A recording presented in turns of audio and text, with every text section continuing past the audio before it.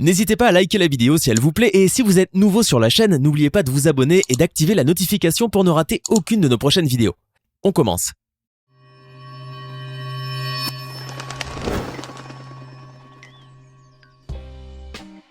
D'une personne qui subit de nombreuses transformations physiques pour ressembler à un dragon, à d'autres qui se laissent masser par des serpents, voici des choses incroyables que les gens font parfois à leur corps. On commence ? Richard Hernandez, un Américain originaire du Texas, travaillait comme vice-président d'une banque américaine et jouissait d'une situation assez confortable, si l'on ose dire. Mais cet homme rêvait d'une autre vie et surtout de pouvoir laisser derrière lui ses douloureux souvenirs d'enfance. En effet, Richard avait été abandonné par ses parents alors qu'il n'était qu'un enfant. De plus, il a souffert de nombreuses difficultés durant sa jeunesse, dont certaines étaient graves. Comble de malheur, cet homme a découvert en 1997 qu'il était atteint du VIH. Après cette terrible nouvelle, le moment était donc venu pour Richard de mener la vie qu'il avait toujours souhaité avoir, vivre comme un reptile. Et oui, mais pourquoi un reptile ?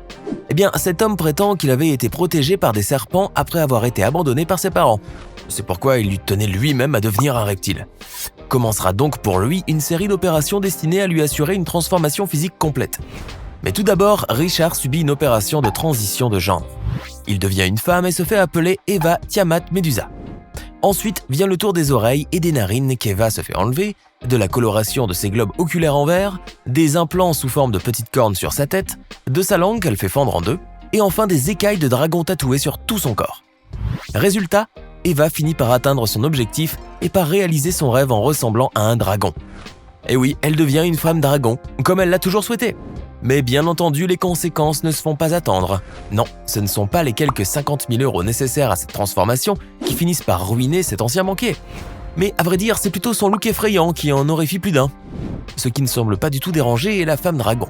D'ailleurs, cette transformation physique extrême a fait d'Eva la personne transgenre la plus métamorphosée au monde. De nombreuses personnes soignent leur maladie grâce à la médecine traditionnelle, mais en Chine, pour guérir des maux dont ils souffrent, certains n'hésitent pas à recourir à un traitement par le feu. Oui, vous avez bien entendu. Mais comment peut-on se faire traiter par le feu ? Vous allez me demander. Eh bien, c'est très simple. Les patients se voient appliquer sur leur corps une pâte à base d'herbe, puis une serviette sur laquelle est versée une solution inflammable qui est composée d'eau et d'alcool à brûler. Le thérapeute enflamme ensuite la serviette, et hop, des flammes orange et bleues apparaissent sur le corps des patients. Impressionnant. Grâce à cette technique, ces derniers auraient réussi à soigner un bon nombre de maux contre les indigestions, le stress, y compris certains cancers. Selon un spécialiste chinois, le traitement par le feu éviterait même aux gens de se faire opérer. Toutefois, bien que cette méthode soit efficace, comme on le prétend, ces patients sont confrontés à un réel danger à cause du feu. Et comment ? On ne sait jamais ce qui peut arriver. De plus, une mauvaise manipulation peut conduire à des dégâts très graves. Et pourtant, malgré le risque qui existe, rien n'empêcherait ces personnes d'abandonner le traitement par le feu, car elles sont convaincues des bienfaits de cette méthode sur leur corps. D'ailleurs, beaucoup de ces patients du feu sont devenus de vrais défenseurs de cette pratique. Vous aimez cette vidéo ? Alors n'oubliez pas de mettre un pouce bleu, de vous abonner à la chaîne et d'activer la cloche pour recevoir toutes les notifications et ne rien rater de nos prochaines publications. On continue ? Il existe des personnes qui sont de véritables adeptes du massage et sont toujours à la recherche de nouvelles méthodes censées leur procurer du plaisir, un vrai apaisement et surtout une grande relaxation. Or, quelquefois, ces personnes découvrent des méthodes qui peuvent nous paraître insensées, voire inimaginables, comme le massage par les serpents par exemple.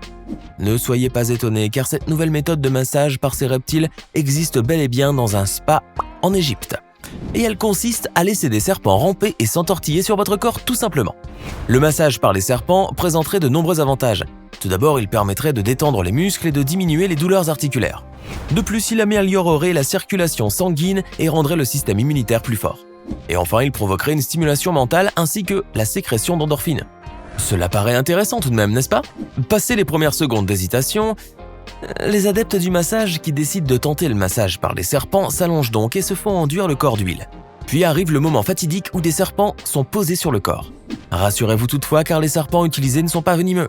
Après un moment passé à se laisser masser par ces reptiles inoffensifs, ces personnes commencent enfin à sentir une sorte d'apaisement et de relaxation gagner peu à peu leur corps.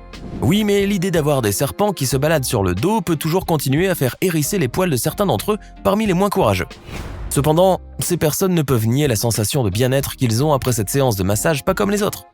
Plus que cela, certains ont même réussi à vaincre leur peur des serpents après avoir vécu cette expérience apaisante. De nos jours, les jeunes s'essayent souvent à de nouvelles choses à la mode ou tentent de nouvelles expériences. En effet, ils adorent prouver que rien ne leur fait peur et les réseaux sociaux aidant, ils aiment bien montrer à leurs camarades ce dont ils sont capables. Or parfois ces expériences peuvent prendre la forme de défis dangereux, comme le fameux Ice and Salt Challenge, autrement dit le défi de la glace et du sel. De nombreux jeunes, notamment aux États-Unis et au Royaume-Uni, se sont essayés à ce défi dangereux en se versant du sel sur le bras par exemple, puis en déposant un glaçon dessus. Le but étant de montrer à quel point ils étaient capables de résister à la douleur que ce mélange provoquait. Certains y parvenaient et dévoilaient fièrement leur exploit sur les réseaux sociaux. Toutefois, les conséquences de ce jeu dangereux ne tardaient pas à se manifester. En effet, de nombreux jeunes se sont retrouvés avec de graves gelures au niveau de leurs membres à cause de la réaction du sel et de la glace, et certains ont même été hospitalisés pour des lésions graves. Néanmoins, après avoir testé le Ice and Salt Challenge, les plus chanceux échappaient à une greffe de peau et rentraient chez eux avec rien de plus qu'un douloureux souvenir. Eh ben, après une telle expérience douloureuse, beaucoup de jeunes ont juré de ne plus jamais s'adonner à de tels défis. Sandro, un Allemand âgé aujourd'hui de 40 ans, a subi de nombreuses opérations au cours de sa vie. Son but était de se transformer physiquement, d'où ses différentes interventions, ses nombreux implants dans les bras, les mains et sur le front, et sa langue coupée en deux. Mais devinez quelle idée ce jeune homme avait derrière la tête. Ressembler à une tête de mort. Eh oui, celui qui se faisait désormais appeler Mr. Skullface, c'est-à-dire Monsieur Tête de Mort, a donc décidé de se faire enlever ses 2 oreilles afin d'avoir une tête qui ressemble à celle d'un squelette, bien que ses amis l'en aient dissuadé. Et il est parvenu à l'avoir cette tête. Quant à ses 2 oreilles, il les garde dorénavant dans un bocal comme souvenir. Cependant, à cause de son apparence hors du commun et sa tête qui fait peur, Sandro ne cesse de croiser tous les jours des regards curieux et doit faire face à des expressions horrifiées ou des commentaires du genre « Tu ressembles à un vieil homme malade ». Mais Sandro ignore ces regards de travers et n'a que faire de tous ces commentaires, car ce qui compte le plus pour lui, c'est de se sentir bien dans sa peau. Chose qu'il affirme. D'ailleurs, cette intervention l'aurait poussé à penser à de nouvelles opérations, notamment celle de se faire couper le bout du nez ou encore de se faire tatouer les yeux. Eh ben, on se demande quelle tête aura Mr. Skullface. Les hommes qui possèdent de longs poils interminables au niveau de leurs oreilles se rendent régulièrement chez les coiffeurs ou les barbiers afin de se faire retirer ces poils indésirables. Il existe pour cela différentes solutions. Cependant, certains ont été incroyablement surpris de découvrir la technique d'élimination de ces poils par le feu. Une technique originaire de Turquie mais qui est utilisée dans d'autres pays, comme aux États-Unis par exemple. Voilà qui est curieux et excitant à la fois. D'ailleurs, beaucoup d'hommes en ont fait l'expérience. Oui mais, comment ces poils sont-ils retirés par le feu ? N'allez pas croire que les barbiers allument un chalumeau à l'entrée de l'oreille. Non, ce n'est pas du tout cela. En fait, la méthode est très simple. Le barbier allume une boule de coton qu'il aura au préalable trempée dans de l'alcool. Ensuite, il la tire rapidement plusieurs fois près de l'oreille de son client. Et voilà, bye bye les poils.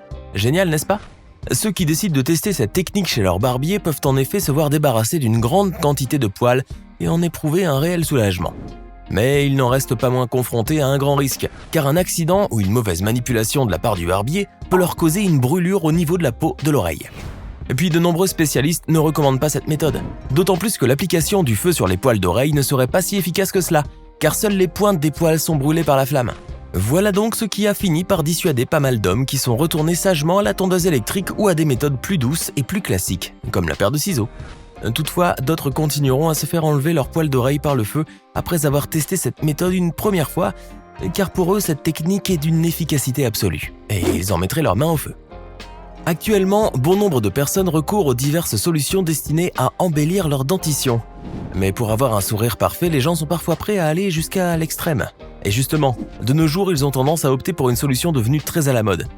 Vous avez peut-être deviné de quoi il est question, n'est-ce pas ? Eh bien, nous faisons référence aux facettes en céramique, une solution qui a révolutionné la médecine dentaire et qui consiste à modifier la couleur des dents antérieures ou à corriger leurs petites imperfections en collant des facettes sur mesure au niveau de leurs parties visibles. Mais pour se faire poser ces fameuses facettes en céramique sur les dents, il faut s'attendre à du travail. Après leur décision, donc, ces personnes prennent rendez-vous chez un dentiste. Mais encore faut-il qu'il soit un vrai spécialiste en la matière. Car poser des facettes en céramique sur les dents des patients, ce n'est pas donné à tous les dentistes. Une fois chez le dentiste, ces gens subissent une série de petites interventions qui consistent entre autres à prendre des photos et des empreintes des dents, à réaliser une sorte de masque pour avoir une idée du résultat éventuel, et après accord à tailler un peu les dents et à enlever un minimum d'émail avant de coller les facettes. Résultat, les dents sont refaites et paraissent parfaites et naturelles.